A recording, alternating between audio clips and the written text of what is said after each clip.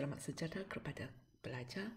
Sekarang kita akan masuk slot terakhir tentang tajuk pengamiran. Dalam slot terakhir ini, cikgu masih tumpukan kepada aplikasi pengamiran, di mana kita akan bincang aplikasi ketiga, iaitu menentukan isi padu janaan bagi sesuatu lantau apabila dia dikisahkan pada pasti X dan apabila dia dikisahkan pada pasti Y.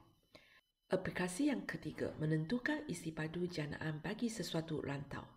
Dan kita akan dapati di sini bila dikisahkan pada pasti X, kita perlu gunakan rumus yang melibatkan dx punya. Dan bila dia minta kita cari isi padu janaan yang dikisahkan pada pasti Y, kita akan pilih yang ada dy di belakang punya. Dan kali ini beza dengan aplikasi kedua kerana waktu itu kadang-kadang kita yang buat keputusan kita nak pilih dx ataupun dy. Bergantung kepada kita tengok rantau tersebut itu di sebelah kiri kanan lengkung ataupun di sebelah atas bawah lengkung. Tapi kalau untuk soalan mencari isi padu janaan, kita akan menentukan rumus yang digunakan berdasarkan sekarang soalan itu nak putarkan berdasarkan pasti apa. Kalau dia minta kita dikisahkan pada pasti X, kita mesti gunakan rumus dx. Kalau pasti Y, mesti gunakan dy. Kalau kita salah gunakan rumus, apa yang kita cari sebenarnya adalah benda yang berbeza. Sebagai contohnya, kalau kamu tengok gambar raja di bawah itu, kalau sekarang soalan minta cikgu dikisahkan pada pasti X. So, bila kita gunakan rumus pengamiran, sebenarnya apa yang kita cari ialah satu bentuk macam ini. Inilah isi padu yang kita cari. Manakala apabila dia minta kita putarkan pada pasti Y, maka apa yang kita dapat ialah bentuk ini. So, kita akan nampak di sini satu lengkung yang sama, tapi bila kita putarkan pada pasti X dengan kita putarkan pada pasti Y, kita akan dapat dua bentuk yang berbeza. So, pastikan pelajar bila soalan ini tanya kita menentukan isi padu janaan, pelajar jangan salah pilih rumus. Kita tengok contoh pertama. So, di sini cikgu minta benda ini diputarkan ikut pasti Y. So, nak tak nak, maksudnya kita akan pilih rumus yang melibatkan dy. Dan boleh kita awal-awal letak pi di depan. Okey, sekarang limit dia. Sama macam luas, kalau kita pilih dy, limit kita pun mesti ambil daripada pasti Y. So, untuk soalan ini, cikgu akan tulis 2, 6. Kali ini, apa yang nak tulis di tengah-tengah ini? Kalau kita tengok rumus dia ialah x kuasa 2 dy. So, maksudnya kita kena ubahkan persamaan ini sehingga dia dalam ungkapan x kuasa 2 dalam sebutan y. So, untuk soalan ini, cikgu akan dapat 2y tolak 3. Maka untuk isi padu ini, cikgu akan kamirkan 2 tolak 3. Lepas itu, kita akan lakukan kamiran tentu seperti biasa. Dan kalau pelajar lakukan, pelajar akan dapat jawapan dia ialah 20 pi unit padu. Sekarang kita tengok contoh 2. Kali ini cikgu minta putarkan pada pasti X. So, kalau diputarkan pada pasti X, maksudnya bila saya nak cari isi padu janaan dia, cikgu mesti pilih rumus yang hujungnya ialah dx punya.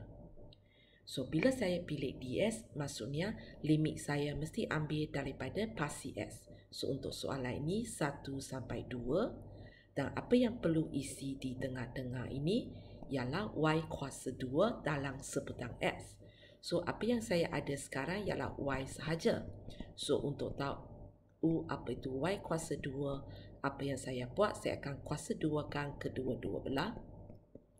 So, cikgu dapat 16 per x kuasa 4. So, lepas itu kita akan lakukan pengamiran.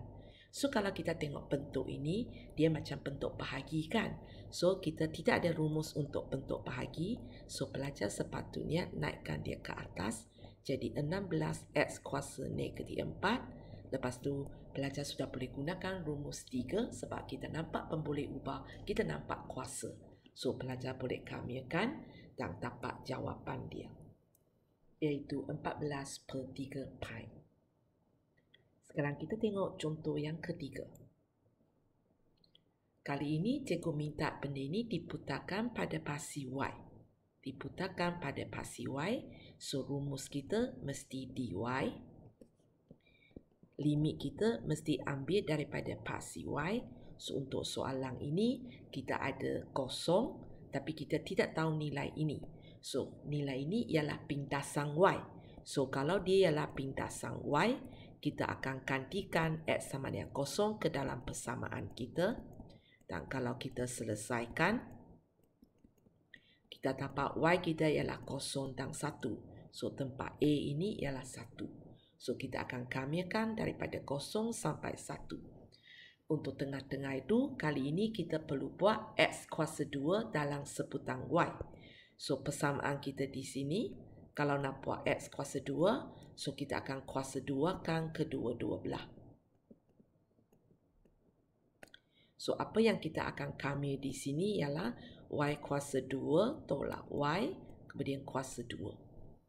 Dan untuk ini, pelajar kena berhati-hati, kita tidak boleh gunakan rumus 5 sebab apa yang berada dalam kurungan bukan dalam bentuk AX tambah B.